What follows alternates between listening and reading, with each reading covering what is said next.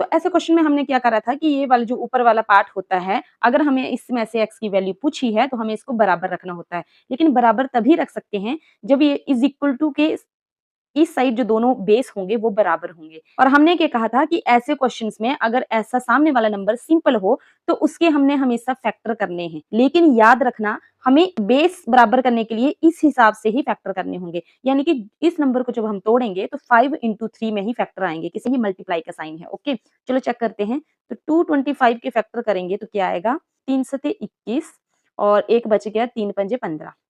दूसरा 3 3 दूनी 6 और 3 पंजे 15, एक आ गया 25 और पंजे पंजे 25 और पंजे कम 5। देखो एक ये आ गया 3 का स्क्वायर और ये एक आ गया 5 का स्क्वायर।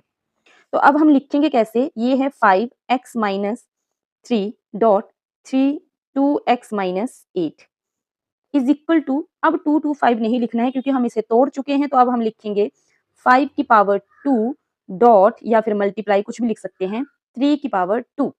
ओके, अब हमें क्या चाहिए, हमें चाहिए x की वैल्यू। अब हमारे पास दो ऑप्शन है, या तो इन दोनों से x की वैल्यू निकाल लो या फिर इन दोनों से x की वैल्यू निकाल लो।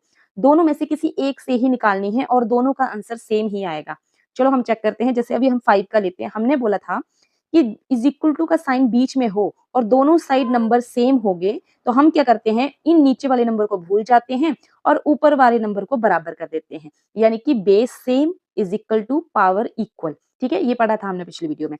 तो चलो हम लिख देते हैं अब x minus 3 is equal to 2, कौन से, ये वाले करें हमने। ओके, अब x is equal to 2, minus का 3 दूसरी साइड जाके हमेशा प्लस होगा और प्लस का 3 माइनस होगा। अभी माइनस का 3 दूसरी साइड जाएगा तो क्या हो जाएगा, ये हो जाएगा प्लस का 3। तो x की वैल्यू हमारे पास क्या आ गई, 5।